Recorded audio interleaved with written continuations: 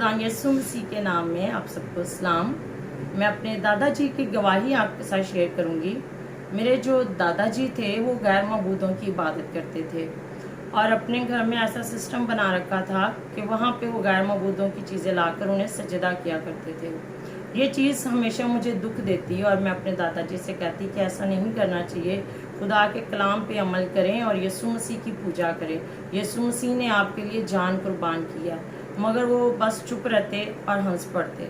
मगर मैं उनके लिए मुसलसल दुआ करती रही, खुदा यीशु तू अपने खून से इन्हें पाक और साफ कर, इनके दिल को मुर्दा कामों से पाक कर कि ये जिंदा खुदा की इबादत करें। क्योंकि बाइबल मुकद्दस में लिखा है कि खुदा यीशु का खून हमें तमाम गुनाहों से पाक करता है और हमारे दिल को मुर्दा कामों से पाक करता है ताकि हम जिंदा खुदा की इबादत करें। तो मैं बहुत साल अपने दादाजी के लिए दुआ करती रही, मगर मुझे कोई अमली तौर पे ऐसा नज़र नहीं आया कि वो खुदा की तरफ आ रहे हैं। और जब उनकी ज़िंदगी का 79वां साल था तो एकदम से वो बीमार हो गए और जब बीमार हुए तो उन्हें बहुत सी बीमारियां जो हैं वो एकदम से हो गई। गुर्दे काम करना छोड़ गए, जिगर काम करना छोड़ गया और फ़र्क बीमारी उनको लग गई। ट्यूबरक्लोसिस यानी कि टीबी की बीमारी लग गई। मगर मैंने उन दिनों में क्या किया, जब वो बहुत बीमार हो गए, हर रोज़ उन्हें खुदा का कलाम सुनाती, उनको ऑयल लगा के उनके सर पे तेल लगा के दुआ करती और फिर मैंने उनसे कहा कि आप यीशु को कबूल करो, अपने गुनाहों से माफ़ी मांगो, खुदा से कहो कि आपने गैर मबूदों की इबादत करके गलत किया है, सिर्फ जिंदा खुदा की इबादत करते हैं। तो उन्होंने यीशु मसीह को कबूल किया, अपने गुनाहों का इकरार किया और फिर उन्होंने कहा कि जैसे ही मैं ठीक हूँगा मैं पानी का बपतिस्मा भी लूँगा। मैंने कहा ठीक है। और जब एक दिन चाचा जी उसे लेके जा रहे थे मेरे दादाजी को डॉक्टर के पास, तो दादा मुझे देख के बहुत रो रहे थे। उन्हें लग रहा था कि मैंने नहीं बचना, लेकिन मैंने उनसे कहा ऐसा नहीं हो सकता कि आप ना बचो, क्योंकि मैं आपकी शिफा के लिए दुआ कर रही हूँ कि खुदावंद आपको शिफा दे। उन्होंने कहा ठीक है। मगर जब चाचा जी घर वापस आए तो दादाजी की लाश को लेके वो घर आए और ये जो मंजर था मेरे लिए, इससे दुखनाक मंजर आज तक मेरी ज़िंदगी में नहीं आया कि मेरे अंदर इतनी हिम्मत नहीं थी कि मैं अपने दादाजी के मुर्दा चेहरे को देखूं। और मैंने हकीकत में उनका मुर्दा चेहरा नहीं देखा। मैं बाहर नहीं बैठी ताकि मेरी नज़र कहीं उनके मुर्दा चेहरे पे ना पड़ जाए।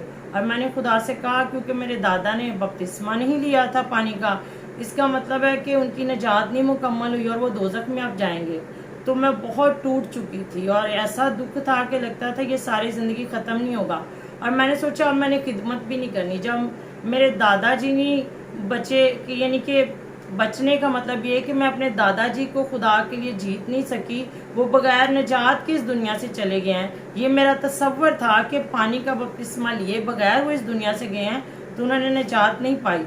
तो इस तसव्वुर ने मुझे बहुत ज़्यादा दुख दिया, गम दिया।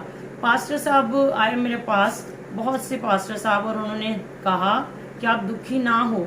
बेशक उन्होंने पानी का बपतिस्मा नहीं लिया था, लेकिन उन्होंने खुदा यीशु को कबूल किया था, अपने गुनाहों से तौबा की थी, तो वो बच गए हैं, वो खुदा के पास हैं। और उन्होंने बताया कि जिस तरह सलीब पे डाकू जो था उसने आखिरी टाइम्स पे, आखिरी लम्हात में यीशु मसीह से कहा कि खुदा जब तू अपनी बादशाहत में आए तो मुझे याद करना। और यीशु ने उससे कहा कि आज ही तू मेरे साथ फिरदौस में होगा।